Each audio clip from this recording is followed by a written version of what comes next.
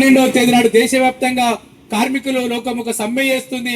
ఆ సమ్మెను విజయవంతం చేయాల్సింది కూడా ఈ ధర్నా శిబిరం నుంచి కోరుతా ఉన్నాం. దాంట్లో కూడా ప్రధానంగా ఈ గ్రామ్జీ చట్టాన్ని రద్దు చేయమని చెప్పి డిమాండ్ చేస్తా ఉన్నాం.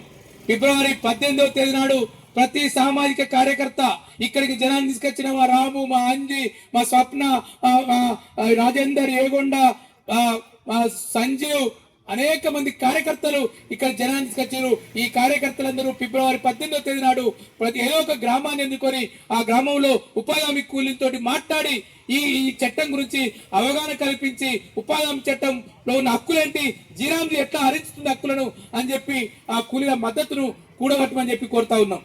రెండవది, ఫిబ్రవరి 20వ తేదీ నాడు హైదరాబాద్ కేంద్రంలో హైదరాబాద్ లో అన్ని రాజకీయ పార్టీలతోటి, ఇంతకుముందు మరి అవే చెప్పాడు కదా, జనసమితి, బీఆర్ఎస్, కాంగ్రెస్, మిగతా అన్ని రాజకీయ పార్టీలతో కూడా ఒక రాష్ట్ర స్థాయి రౌండ్ టేబుల్ సమావేశాన్ని పెట్టాలని నిర్ణయించాం.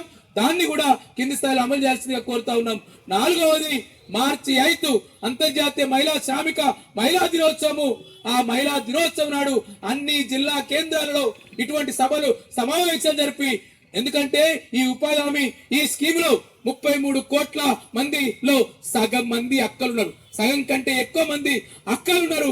వీళ్ళే ఉపాధి హామీ చట్టాన్ని ఉపయోగించుకుంటారు కాబట్టి వాళ్ళ గొంతును ద్వారా ఈ ఉపాధి హామీ చట్టం ఉండాలని చెప్పి చెబుతూ మార్చి 5 చేస్తా ఉన్నాం. అదేవిధంగా ఏప్రిల్ 14th, 15th, 16th ఢిల్లీలో ఒక పెద్ద మహాపంచాయతీ చేయడానికి నిర్ణయం తీసుకోబోతున్నాం. డాక్టర్ బాబాసాహెబ్ అంబేద్కర్ జయంతి సందర్భంగా ఇప్పుడు పార్లమెంట్ కూడా నడుస్తూ ఉంది కాబట్టి అప్పటిదాకా ఈ ఉద్యమాన్ని ఏప్రిల్ వరకు ఈ ఉద్యమాన్ని మరింత కొనసాగించాలని చెప్పి దేశవ్యాప్తంగా ఉన్న నరేగా సంఘర్షణ మోర్చా కావచ్చు, అఖిల భారత వ్యవసాయ కార్మిక సంఘం కావచ్చు, ఇక్కడ గ్రామీణ ఉపాధి హామీ ఉద్యమ వేదిక కూడా నిర్ణయించింది కాబట్టి వీటిని అమలు చేయాలని కోరుతూ కొండన వచ్చిందా.